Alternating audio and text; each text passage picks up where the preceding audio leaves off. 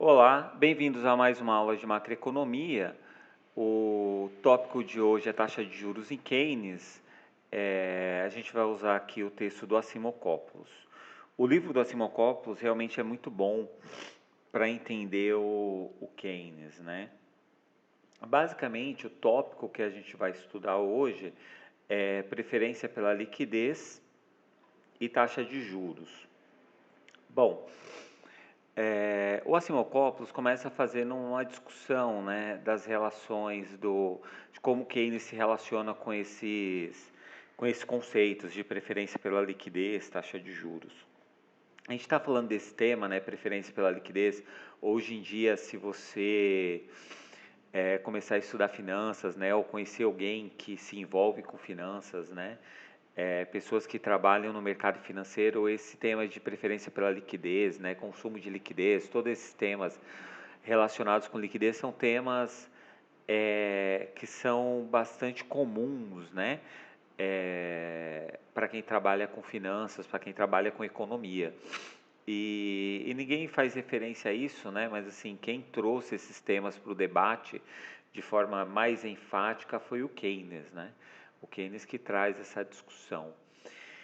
E para o Keynes, como a gente sabe, a moeda ela conecta as expectativas incertas sobre o futuro e um futuro incerto com o emprego corrente, né? Então, né, quando a gente pensa lá na teoria quantitativa da moeda, né, MV é igual a PY, né, ou seja, moeda vezes a velocidade com que ela circula é igual preço vezes a produção, o produto, né, sendo que o produto e a velocidade da moeda são fixas. A moeda aqui ela é só um véu, né? Aqui a, a MV é igual a PY, ela só tem dois motivos aqui, né, para a moeda, né, para demanda de moeda. Ou para você transacionar bens e serviços, ou para você se precaver contra o futuro, né? No Keynes, a moeda é muito mais que isso, né? Ela conecta o presente ao futuro, né? Porque ela tem uma série de propriedades, né? Como por exemplo, todos os contratos são feitos em moeda, né? O contrato de aluguel do apartamento onde você mora, ele é em moeda, né? O contrato da escola que você paga o contrato de salário, né? Você tem um contrato para trabalhar, né? O contrato com fornecedores, as firmas entre os fornecedores, né? Você compra um título de taxa de juros Selic, aquilo é um contrato, né? Enfim, tem vários contratos, né, na economia e todas elas são feitas em forma de moeda, né? É valor financeiro, né? É riqueza, a moeda aqui, ela é riqueza, né? É uma das formas que você pode deixar a sua riqueza, né? Você pode guardar a sua riqueza em várias formas. Você pode comprar títulos públicos, você pode comprar ações e você pode deixar a sua riqueza em moeda também, né? Então a moeda tem uma série de propriedades aqui que a teoria quantitativa da moeda, da economia clássica, ela não capta, né? Então, por isso que esse tópico aqui, né, na minha opinião, é um dos mais fascinantes aqui, né? Da economia, né? Só para lembrar, né? Então, o Douglas Alencar, quem está falando aqui com vocês. A moeda é uma forma de reter valor, não apenas transação, né? Então você não pega a moeda só para transacionar ou para deixar uma parte guardada ali para se precaver contra o futuro, né? A moeda é muito mais que isso, né? Ela é uma das formas que você pode guardar valor, é uma das formas que você pode transferir riqueza do presente para o futuro, né? Em caso de baixa inflação, pode haver vantagens em reter riqueza em forma de moeda, né? Se a inflação não está muito alta, né? Hoje aqui no Brasil, então estou falando aqui 18 de novembro de 2020, a inflação não está muito alta, né? Apesar de ter aumentado um pouco a inflação agora, porque a taxa de câmbio está muito desvalorizada, está bastante desvalorizada a taxa de câmbio, né? Por conta da crise da Covid e tudo mais. Então está dando essa desvalorização da taxa de câmbio está impactando os preços internos, né, a inflação interna. Mas quando a inflação não é muito alta, você retém moeda, você não precisa fazer investimentos para que essa moeda não perca muito valor, né? Só que para o Keynes, além disso, né, a moeda ela tem esse componente, você pode alocar riqueza, né? Você pode deixar riqueza em forma de moeda. Por isso que o Keynes vai falar da preferência pela liquidez, né? Em momentos de incerteza muito grande, as pessoas preferem reter moeda, né? Não deixa, não investe o dinheiro e tudo mais, né? As pessoas, só lembrar na crise de 2008, quase teve uma corrida, teve um princípio de corrida bancária nos Estados Unidos, né? Ou seja, as pessoas vão lá no banco pegar o dinheiro delas, que elas não sabem o que vai acontecer com o sistema financeiro, né? Então é isso, preferência pela liquidez é você tentar, né? Você pode deixar sua riqueza, né? Vou colocar aqui riqueza como W, wealth, né? Você pode deixar sua riqueza em moeda, em títulos do tesouro, em ações. Então, tem várias formas que você pode alocar a sua riqueza, né? Inclusive, você pode até fazer especulação, né? Com a moeda. O Keynes também faz uma crítica à teoria clássica de juros, né? Lembrando lá na teoria clássica de juros, a taxa de juros ela é determinada pela oferta de fundos emprestáveis, que é a poupança, e pela demanda de fundos emprestáveis, que é o investimento, né? O Keynes critica isso, né? Ele vai falar que isso não funciona, né? Que na verdade a taxa de juros ela a taxa de juros para o Keynes é o preço da moeda, né? É o quanto custa a moeda, né? Então, para o Keynes, né?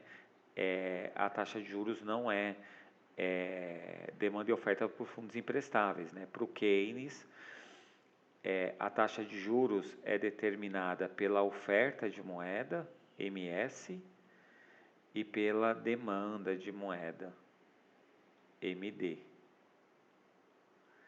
E aí, quando a gente tem a oferta e demanda por moeda, a gente tem a taxa de juros de equilíbrio, né? É muito mais fácil, né? É muito mais intuitivo entender que a taxa de juros é o preço da moeda, né? É simplesmente isso, a taxa de juros é o preço da moeda. Aqui, né, eu coloquei aqui essa oferta de moeda, se vocês perceberem, eu coloquei ela vertical, né? Ou seja, essa taxa de juros não, a oferta de moeda aqui no modelo da teoria geral, a oferta de moeda ela é exógena, né? Por isso que ela é vertical, né? Ela não depende de outros, ela depende de fatores exógenos, que no fundo é o Banco Central. É o Banco Central que define a oferta de moeda e aí então se define a taxa de juros, né?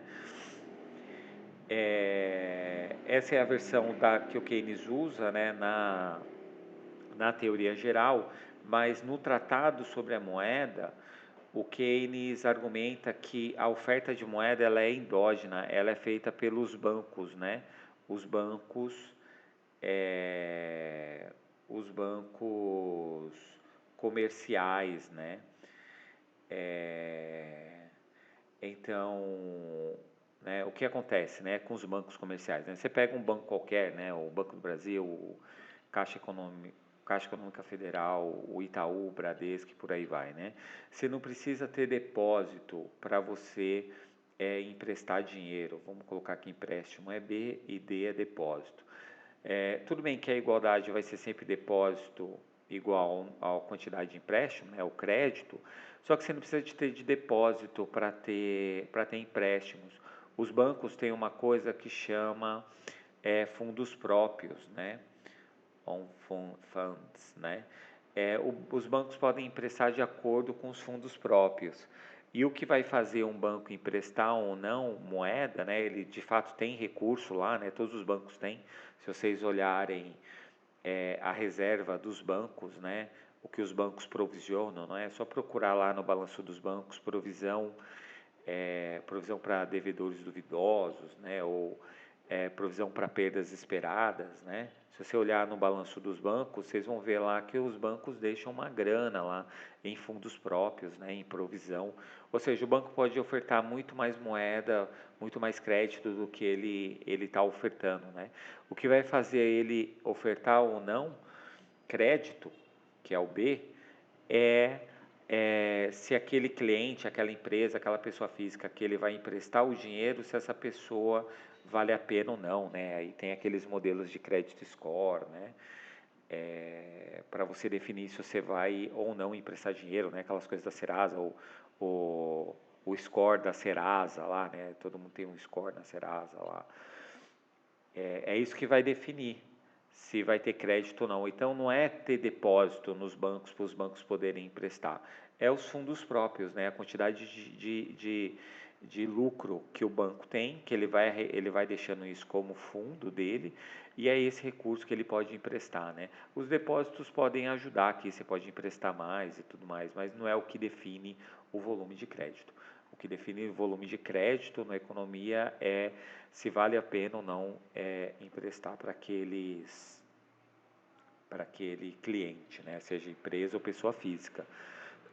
E aí tem uma coisa interessante, né? Porque na teoria geral o Keynes trata isso como exógeno, né? Que é definido só pelo Banco Central.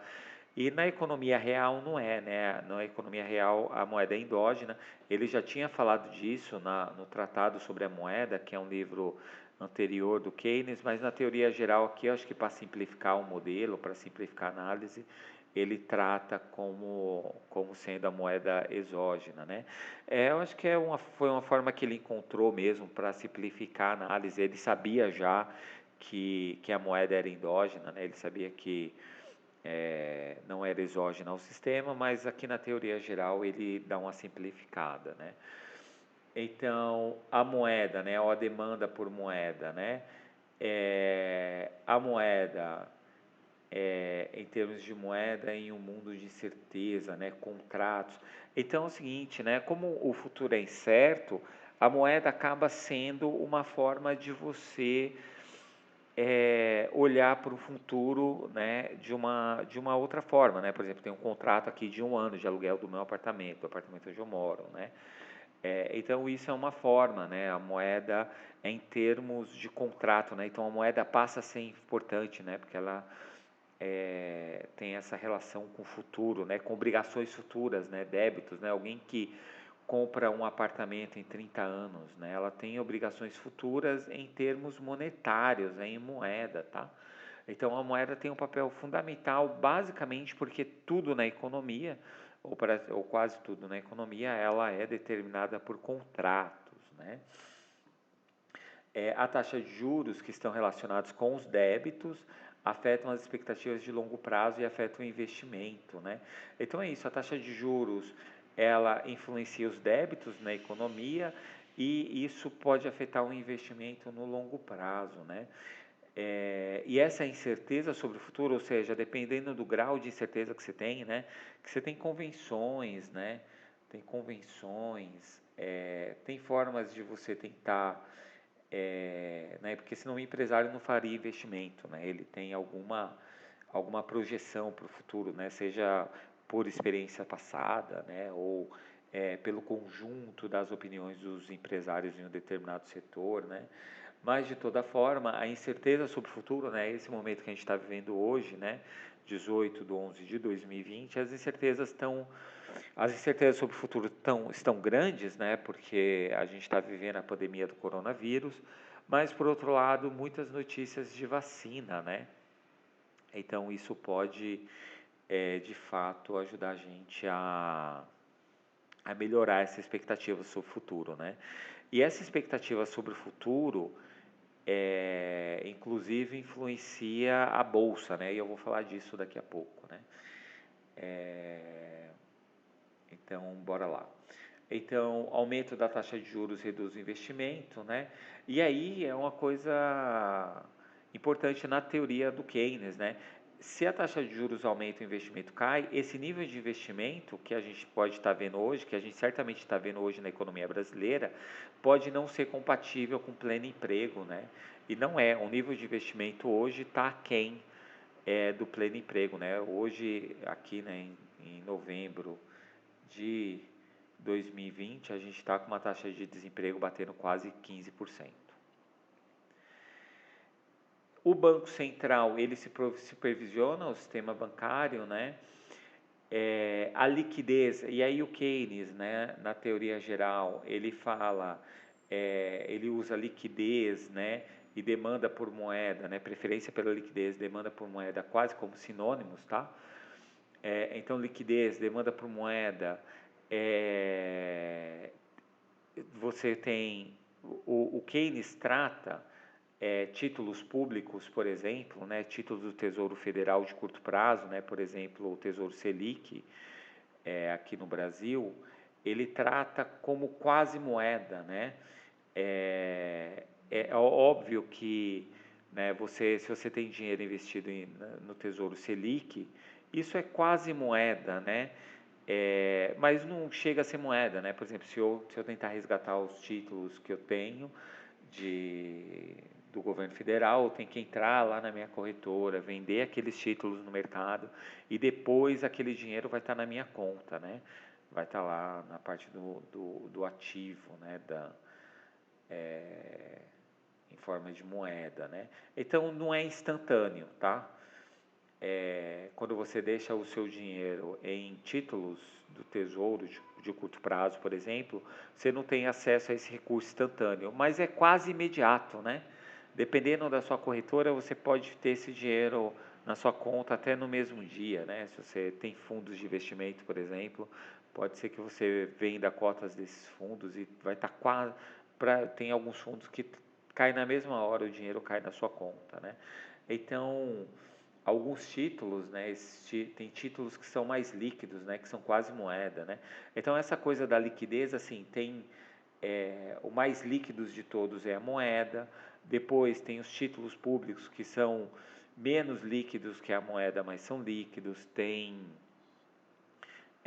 se você tiver cota de fundos de investimento, tem alguns fundos que demora 30 dias para eles depositarem o dinheiro. Ações, esse dinheiro acho que está em 2 dias, né? Ações, eu acho que em 2 dias úteis está na sua conta. Por outro lado, se você deixa a sua riqueza, por exemplo, em um carro, né? Você tem um carro lá, se você for vender é menos líquido, né? Demora para você conseguir vender, demora para negociar, né? Se você tem um apartamento, né, num prédio, é menos líquido ainda, né? É difícil de vender, né? Então esse é um ativo que você pode ter, pode fazer parte da sua riqueza, né? Mas é um ativo menos líquido, né? Um terreno, né? Você tem um terreno lá que você, né, tem suas plantinhas, né? Isso aqui supostamente é uma árvore, né? Vamos supor que isso seja uma árvore, né? Aqui as graminhas e tal. Você tem um terreno, é menos líquido, né? É difícil vender um terreno. E por aí vai, né? Então você tem os ativos mais líquidos da economia, né? Os mais líquidos possível. Então, na escala de liquidez, a moeda é a mais líquida e você vai descendo para ativos menos líquidos, tá certo? Então, nesse sentido aqui, a moeda é quase, o título público é quase moeda, digamos assim. A preferência pela liquidez, né? A preferência pela liquidez depende da taxa de juros, dos níveis de renda e do estoque de riqueza. Essa preferência pela liquidez vai depender do custo de você reter moeda, né? Então, custa você reter moeda, né? E aqui a gente pode pensar numa ideia de custo de oportunidade, né? Por exemplo, se eu deixar a moeda parada 2 meses na minha conta corrente, esses 2 meses poderia estar rendendo lá um pouquinho, né? Se você deixasse, por exemplo, em um CDB com liquidez diária, né? Então, você deixar dinheiro parado na sua conta corrente é um custo de oportunidade, né? Existe um custo de reter moeda. Por outro lado, você demanda moeda, né, para transações, né? Você pode ser que você tenha que deixar um dinheirinho lá, né, com você, até na sua casa, mesmo que esse dinheiro esteja se desvalorizando por conta da inflação, você deixa esse dinheiro na sua casa para você transacionar, né, e pagar o ônibus, pagar o lanche, né, na faculdade, por aí vai. E aí você também pode reter moeda, né, por precaução, né, você tem certeza sobre o que vai acontecer com a taxa de juros futuras, né. Então, essa demanda por transações pode ser por questões de gasto pessoal, né, ou de negócios, né, e aí se relaciona também com o motivo precaução, né. Então, você pode ser que você deixe uma grana na sua casa, mesmo que você saiba que você não gaste, sei lá, R$ 1.000 por mês, com ônibus e coisas assim, você deixa esse dinheiro lá para caso tenha algum gasto inesperado, né? Ou se você tem uma empresa, né? Você pode deixar lá um dinheiro também em caixa, caso tenha algum, vamos supor, aparece uma oportunidade incrível de comprar uma máquina por um terço do valor de mercado, né? Então é bom você ter ali uma grana guardada para você fazer isso, né? Ou mesmo uma pessoa, né? Você deixa uma grana guardada caso apareça uma oportunidade ali, né? Você quer comprar um livro, vamos supor, você quer comprar um livro que lá na Amazon normalmente está R$ 300 e aparece por R$ 60, né? Só que aquela promoção só vale para aquele dia, você vai lá e compra, né? Claro que hoje em dia tem cartão de crédito, né? Facilitaria isso, mas é isso, uma grana que você deixa ali para uma precaução, né? Ou mesmo você pode demandar moeda porque você está preocupado com o futuro, né? Então, gastos com saúde, por exemplo, né? Hoje, na pandemia, né? Tem muita gente precisando fazer exames, né? E estão tendo que pagar, né? Então, é bom, né? Eu tinha um amigo no doutorado que ele não pagava plano de saúde. A família dele tinha a decisão de não pagar plano de saúde. Eles deixavam uma grana lá, investida, e aí quando alguém precisava ir no médico, eles usavam esse dinheiro, né? Também é uma estratégia, né? Ao invés de pagar lá R$ 1.000 por mês de plano de saúde, você vai juntando esse recurso todo mês. Se alguma hora você precisar, você resgata esse dinheiro e usa no particular, né? Aqui você está contando que a probabilidade de você ter um problema grave de saúde é pequeno, né? Muito bem. Isso tem relação também com a expectativa sobre a taxa de juros futura, né? Então, né, isso é importante, né? Essa coisa da expectativa da taxa de juros futura, né? É, por exemplo, se isso aqui é uma relação importante, eu vou explorar mais quando a gente falar do motivo de especulação, né? Eu vou explorar já, né? Então, você tem um evento desconhecido, necessidade de moeda, né? Isso é diferente dos preços dos títulos correntes. E aí, tem uma coisa importantíssima no mercado financeiro, que é o seguinte: se você tem a expectativa de que a taxa de juros vai subir no futuro, isso significa que o preço dos títulos de ações, por exemplo, hoje significa que eles vão cair. Então, se isso acontecer, você vende títulos e retém moeda. Esse é o motivo de especulação. Então, isso é importantíssimo, né? Quando a gente olha para a economia, deixa eu mostrar para vocês aqui, dar um exemplo, por exemplo, da Petro 4. Aqui é a Petro 4. Né? Deixa eu colocar aqui um mês, talvez. Um mês, 6 meses, acho que um mês, né? Então, o que acontece com a Petro 4, né? Ela estava aqui em torno de R$ 20, aqui em mais ou menos um mês, né? Caiu até quase 18. E aí o que aconteceu, né? Você começou a melhorar as expectativas da economia, então todo mundo começou a comprar títulos públicos, né? E essa relação também acontece com a taxa de juros. Se você, vamos supor que essa taxa de juros Selic tivesse 14%, né?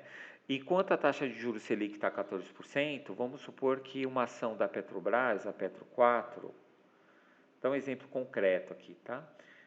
Vamos supor que a Petro 4 esteja, sei lá, R$ 12. R$ 12 o preço da ação da Petro 4 quando a taxa de juros está 14. Aqui é um exemplo hipotético, tá? Esses valores não são reais, eu estou chutando aqui. E aí o que acontece? Se existe a expectativa de que essa taxa de juros vai cair, então o que as pessoas podem começar a fazer? As pessoas podem começar a demandar moeda para comprar Petro 4. Então você não retém moeda mais, você começa a pegar moeda e comprar Petro 4, porque você sabe que se ela hoje está R$ 12, com a taxa de juros caindo, né? Então isso aconteceu com a economia brasileira recentemente, né? A taxa de juros veio caindo, as pessoas foram migrando para o mercado financeiro. Então, sei lá, há 2 anos atrás você não tinha nem 1 milhão de pessoas na Bolsa de Valores, né? Hoje, as últimas notícias que eu vi, né, aqui em novembro de 2020, é que já bateu 3 milhões de pessoas na Bolsa. Então é isso, né? Quando a taxa de juros cai, aumenta o preço das ações no mercado financeiro, né? Aumenta a demanda por ações e aí prevalece aqui a lei da demanda e oferta, né? Se tem mais gente comprando Petro 4, o preço da Petro 4 sobe. Tudo bem? Então esse é o motivo de especulação, né? Você cria uma expectativa sobre essa taxa de juros futura e dependendo do que você achar que vai acontecer com a taxa de juros futura, você toma uma ação, né? Nesse caso, por exemplo, se a taxa de juros futura vai cair, você vai lá e começa a comprar ações. Agora, se você tem expectativa, hoje a gente está aqui, né, em novembro, né, de 2020, e aí, né, deixa eu ver aqui, a taxa de juros Selic está nos mais baixos patamares da história, né? Então, deixa eu achar aqui, IPCA, aqui, Selic. A Selic, né? A Selic over aqui, né? Está em 1,9% ao ano, né? É uma das taxas de juros Selic mais baixas que já houveram na história da economia brasileira, né? Se a gente olhar, né, para a taxa de juros Selic. Então, hoje a gente está, né, com a taxa de juros Selic aí de 2%, né? Se existe a expectativa de que essa taxa de juros vai aumentar, né? Se essa taxa começar a aumentar, as pessoas vão começar a sair das ações e começar a ir para a renda fixa, né? Então isso vai fazer com que os preços dos títulos correntes caiam. Se isso acontecer, as pessoas vão vender o título e demandar mais moeda. Então esse é o motivo de especulação. Você olha para o que vai acontecer na taxa de juros futura e aí, a partir daí, você toma uma decisão, né? E isso também acontece com a própria taxa de juros, né? Então, por exemplo, o DI futuro aqui, ó, é um ativo que você negocia no mercado, né? Então, os títulos de taxa de juros também são negociadas no mercado, né? Então, você pode especular tanto essa relação entre a taxa de juros e o preço das ações, como a própria taxa de juros, né? Então, por exemplo, o Keynes fala de uma coisa que é a taxa de juros convencional, né? Nem é o Keynes que fala, né? Mas ele traz essa ideia, né? Tem um artigo do David Eckesch com a Luciana Sebrae, alguma coisa assim, que é essa menina que era da Empíricos e agora ela montou um negócio dela, né?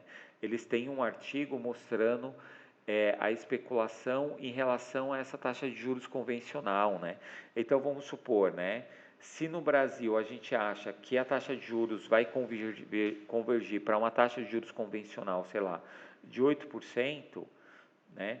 A gente pode especular, né, se a taxa de juros está baixa, comprar mais baixo, né, vender mais caro, ou se a taxa de juros está acima, né, você pode também vender esses títulos, né. Então você pode sempre especular tanto com os títulos, né, de taxa de juros propriamente ditos, como essa relação entre a taxa de juros e o preço das ações, né. Portanto, não existe existe adjetivo sobre a taxa de juros, a complexa variedade de taxas de juros correntes para diferentes períodos de tempo, ou seja, para débitos, anuidades diferentes. Então é isso, né? É um sistema complexo aqui e esse sistema complexo vai influenciar na especulação, né? Então você demanda moeda porque você precisa transacionar bens e serviços, né? Eu preciso pagar Uber, né? E por aí vai. Você demanda moeda porque, pelo motivo precaução, você deixa uma grana guardada lá para alguma eventualidade. E também você pode demandar moeda pelo motivo especulação. Esse motivo especulação em especial não está lá na teoria quantitativa da moeda, pelo menos na original que o Keynes estava discutindo, né? Nas outras também não, né? MV igual a PY, desculpem aqui, que é PY. Não está lá na original, né? Então, essas são as das grandes diferenças da teoria do Keynes, né? De como a taxa de juros é determinada, da relação da demanda por moeda, para a teoria clássica, né? Na teoria clássica, a gente pode dizer que só tinha demanda por moeda por transação e precaução, né? Você só usava moeda para transacionar bens e serviços, né? A moeda é só um véu, né, para as trocas aqui. Para o Keynes não, né? A moeda ela é importante porque ela influencia nos contratos, né? Tem os débitos, né? Então isso é muito importante, que influencia as anuidades, né? Se você, por exemplo, fazer um contrato que a taxa de juros é flutuante, né? Nesse contrato, essa taxa de juros influencia várias coisas, né? Influencia os contratos, influencia contratos de salário, contrato que tem a ver com a inflação também, né? Mas é isso, né? A taxa de juros, motivo de especulação, é muito mais complexo do que era lá na teoria clássica, né? Então, o Keynes também fala de securities de longo prazo, né? E aí o Keynes argumenta na teoria geral, nos textos dele, né, que é mais fácil para as autoridades monetárias tentar controlar as taxas de curto prazo, né? É mais fácil de controlar as taxas de curto prazo, né? Tanto é que o governo controla a Selic, né? As taxas de longo prazo acabam sendo negociadas no mercado. A estrutura a termo da taxa de juros pode mudar de acordo com a demanda do público por essas taxas, né? Então é isso, a gente tem títulos DI que vencem em 2023, tem títulos do governo que vencem em 2035, tem títulos que vencem em 2040, enfim, tem títulos com vários vencimentos, né? É isso que é essa estrutura da taxa de juros, né? Porque você tem títulos vencendo em diferentes prazos, né? E a variação da demanda por esses ativos pode mudar essa estrutura, né? Fazendo com que a taxa de juros de longo prazo fique melhor do que a taxa de juros de longo prazo, né? E por aí vai, né? Então, aí tem até uma discussão, né, das inversões dessa curva de taxa de juros, né? Tem muita gente que estuda bastante isso. O BC controla então a taxa de juros de curto prazo para tentar influenciar de longo prazo, né? O BC não influencia diretamente as taxas de juros de longo prazo, ele influencia de curto prazo tentando modificar as de longo prazo, né? Então tem estratégias de tesouraria de banco, por exemplo, que eles trabalham a arbitragem em diferentes vencimentos da taxa de juros, tá? Então, existe uma ligação entre essas diferentes taxas de juros de vários prazos, né? Existem cursos, né? Talvez eu coloque aqui um dia, né? Um dia talvez eu coloque mais para frente aqui um curso sobre operações de tesouraria de banco, né?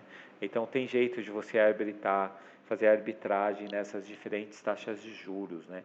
Tem um livro que é Cálculo Financeiro de Tesourarias, que é um livro muito legal que mostra essas arbitragens de diferentes prazos, né? Para quem quiser se aprofundar nisso, né? É uma forma de ganhar dinheiro também, né?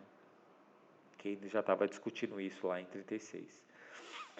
A teoria da taxa de juros está preocupada com as taxas de longo prazo, né? Então, o Banco Central só controla as taxas de curto prazo, mas também está olhando para o longo prazo. Na teoria geral, os motivos transação e precaução dependem do nível de renda, né? É, e precaução a gente pensa que a taxa pode mudar, né? Então, nos livros, né, quando a gente for, se vocês forem estudar isso mais para frente, né, preferência pela liquidez, determinação da taxa de juros, muitas vezes aparece uma discussão falando que esses motivos, precaução e transação, dependem da taxa de juros e depende da renda, né, das pessoas, né? E o que vai mudar aqui é o motivo especulação, né? Que aí depende da sua expectativa futura para a taxa de juros. Especulação. A gente pensa que a taxa de juros irá mudar em alguma direção, né? É isso, né? Você especula qual que vai ser o movimento da taxa de juros no futuro, né? E aí tem o motivo transação, precaução, especulação, né? Dadas as expectativas e a renda. Taxa de juros, especulação, expectativa da queda de juros, aumento do preço das ações, né? Aquilo que eu estava falando ontem, né? Se você tem uma expectativa que vai cair a taxa de juros, então, quem começou a comprar ações quando a bolsa estava lá nos 80 mil pontos, né? Estava lá nos, sei lá, no 80 mil, teve gente que estava comprando bolsa quando estava 40 mil pontos, né? Então, vou mostrar aqui de novo, né? Então, hoje a bolsa está em 106 mil pontos, né? Está caindo um pouco hoje, mas tem subido bem, né? A gente pode pegar aqui o último ano. Vamos aqui pegar o último ano. Que aqui não está mostrando mais, né? Eu queria ver os últimos 6 anos, né? Mas vocês veem aqui uma grande queda, né? Chegou a quase 70, passou abaixo um pouco, 70 mil pontos, né? Aqui era um ponto bom de compra, né? Na verdade, todos esses pontos aqui, né? Abaixo de 80 mil pontos já dava para ir comprando. E hoje está em 100 e pouco, né? É que eu não consigo puxar deixa eu ver se eu consigo puxar aqui um gráfico mais longo para a gente ver aqui. 1 ano, 6 meses, 5 anos. Aqui, ó, vocês estão vendo aqui em 2016, né, mais ou menos, que em 2015, né, a taxa de juros estava alta ainda, e conforme tem uma expectativa da queda da taxa de juros e a taxa de juros vai caindo, o Ibovespa vai aumentando, né, as pessoas vão entrando mais na bolsa. Aí aqui a queda por conta da Covid, né. Mas é isso, então, se a gente tem uma expectativa de queda futura da taxa de juros, né, o especulador, o que ele faz? Ele já sai comprando as ações hoje, né? Então, vamos olhar aqui também a Petro, 5 anos. Ó, a Petrobras aqui em 2016, olha só, R$4, né? Então teve gente comprando aqui a Petro a R$4, né? R$8, né? Conforme você tem uma expectativa de queda da taxa de juros, aí o preço vai subindo, né? Mais pessoas vão comprando, né? As ações. Para níveis, e aí tem outra coisa importante, né? Existe uma relação entre taxa de juros e investimento. Conforme a taxa de juros cai, o investimento aumenta. Então, em um momento de crise, pode ser uma forma que os formuladores de política econômica têm de aumentar o investimento é reduzir a taxa de juros, né? Só que, quando a taxa de juros está muito baixa, né, tem uma hora que não adianta mais você reduzir a taxa de juros, né? Hoje a taxa de juros está a R$2 ali, né? Taxa de juros over. Não adianta mais baixar a taxa de juros porque o investimento não aumenta, né? Então, é como se a autoridade monetária perdesse o controle, né, da taxa de juros. E quando isso acontece, a gente está numa armadilha de liquidez. Em uma armadilha de liquidez, você não adianta mais reduzir a taxa de juros, né? A única coisa que você vai poder fazer para reduzir o desemprego, por exemplo, o desemprego hoje no Brasil a 15%, a única coisa que você vai poder fazer para reduzir o desemprego é, aqui não está mostrando aqui, né, o desemprego, ó, quase 15%, né, 4,4%, né. A única coisa que você vai poder fazer para reduzir esse desemprego é aumentar os gastos, né, política fiscal, porque a política monetária ela fica engessada aqui, não tem mais como se reduzir a taxa de juros, uma taxa de juros a 2%. Então, para o Keynes, né, o que vai ser a taxa de juros? Como que a taxa de juros é determinada? Ela é determinada pela oferta de moeda, como eu falei lá no começo dessa aula, ela é exógena, e a demanda por moeda, né? Ou seja, a liquidez, que depende da taxa de juros e da renda. E aí, essa é a determinação da taxa de juros, né? Eu sempre gosto, quando tem provas, né? Eu sempre pergunto a diferença entre a determinação da taxa de juros no Keynes e na escola clássica, né? Lá na escola clássica é oferta e demanda por fundos imprestáveis, para o Keynes é oferta e demanda de moeda. A taxa de juros, na teoria keynesiana, é o preço da moeda. O Keynes relaciona essa estrutura, né, da taxa de juros, né, a uma estrutura histórica social, né? Então, aqui ele fala também do papel das convenções, né? Então, o Keynes vai falar que essa determinação da taxa de juros aqui depende do passado mais recente, né? Ou seja, depende do que está acontecendo com a economia mais recentemente, né? No caso brasileiro hoje, depende muito do que vai acontecer com a Covid, né? Se bem que a gente está em crise desde 2014, né? Mas aqui no nosso caso, por conta da Covid, né? Então, em Keynes é necessário relacionar a estrutura histórica, social e institucional em que as decisões de investimento são tomadas e as taxas de juros são determinadas, né? Então, é preciso entender, né? Por isso que ser economista às vezes é uma coisa complexa, né? Porque depende de uma análise do contexto, especial contexto recente. A curva L, né, que é ali de demanda por moeda, ela é influenciada pela história recente, né? O nível da taxa de juros, né? O Keynes faz uma discussão entre nível convencional e da taxa de juros como se fosse uma taxa de juros segura, né? Como se fosse o nível em que a taxa de juros fosse convergir, né? Então, e isso tem discordância entre os agentes econômicos, né? Tem gente que vai achar que a taxa de juros hoje no Brasil está muito baixa, porque é incompatível com a estrutura da economia brasileira. Se esse cara acha que a taxa de juros está muito baixa, ele vai especular achando que a taxa de juros vai aumentar, né? Então, pode ser que tenha gente vendida no mercado de ações hoje, porque acha que a taxa de juros vai aumentar, e isso vai derrubar o preço das ações, né? Tem gente que acha que não, tem gente que acha que a taxa de juros deveria até ser zero, né? Eu vi a argumentação de alguns economistas, né? Acho que o José Luiz Oreiro, né, há pouco tempo atrás, argumentou que a taxa de juros já deveria ser zero, né? No Brasil. Então, o que importa não é o valor absoluto da taxa de juros, mas o quanto a taxa de juros está divergindo para essa taxa de juros segura ou essa taxa de juros convencional. Então, se a maioria das pessoas acha que a taxa de juros convencional no Brasil, por exemplo, é 8% e a taxa de juros está 2%, muitos agentes financeiros vão se posicionar prevendo esse aumento da taxa de juros, tudo bem? Então, as tesourarias de banco trabalham muito com isso, né? Com essa distorção entre o que você acha que vai ser a taxa de juros no futuro, né? E é isso que faz o investidor profissional, é isso que diferencia o investidor profissional dos amadores, né? O investidor profissional ele tem uma boa noção de para onde que a taxa de juros vai, né? E aí aquela história do concurso de beleza do Keynes, né? O que o especulador profissional faz, né?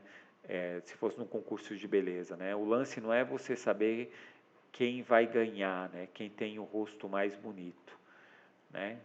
O lance é você saber o que o conjunto dos avaliadores vão achar qual é o rosto mais bonito, né? Depende Então, não é a sua opinião sobre qual desses dois rostos é mais bonito, né? O especulador profissional é isso, né? Não importa a opinião dele sobre qual rosto desse é mais bonito. O que importa para o especulador profissional é adivinhar o que o conjunto dos avaliadores, aqui é um montão de gente, vai achar o que é o rosto mais bonito, né? E é isso que o especulador faz, ele tenta saber para onde que vai uma variável, por exemplo, a taxa de juros, para ele se posicionar antecipadamente. A taxa de juros, então, segura ou convencional, fornece uma âncora para a preferência pela liquidez, né? Então, ela funciona como uma âncora para explicar a preferência da liquidez. A taxa de juros pode ser vista como convencional, e aí que tem aquele artigo de um cara que chama David Ekash, com a Luciana Cerbra, eu acho. Que eles fazem isso, né? Eles fazem um estudo,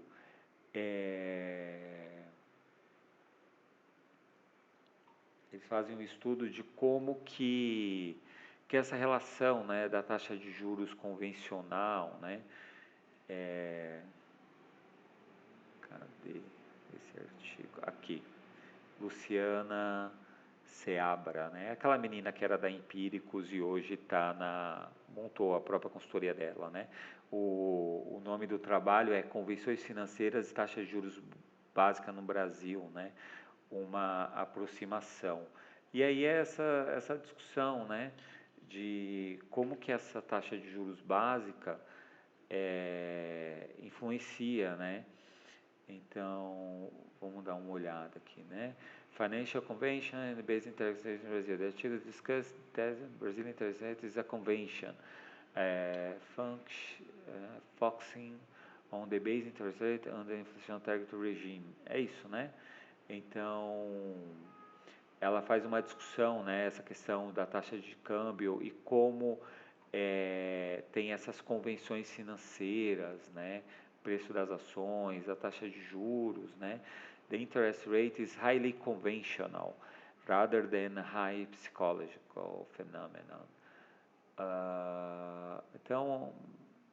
Então é isso, né?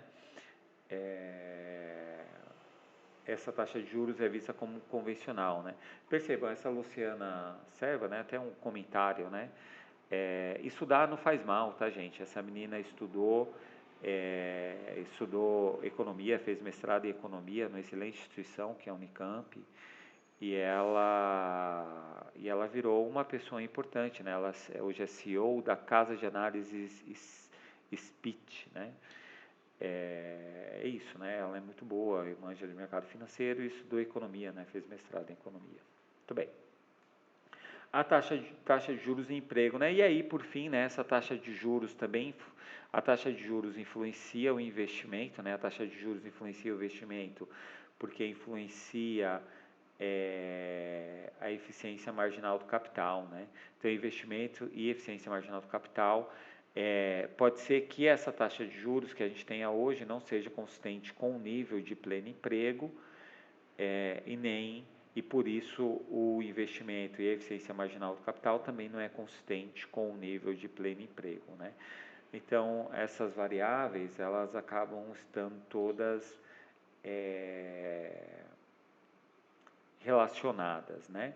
Essa aula ficou bastante grande, né? 50 minutos de aula, peço desculpas, mas era difícil dividir esse tópico, que é um dos mais importantes na teoria keynesiana, dividir em mais de uma aula, né? Obrigado por ter assistido a aula até aqui, deixe seu like, subscreva no canal e acione o sininho para você receber notificações de novas aulas. Muito obrigado, até a próxima.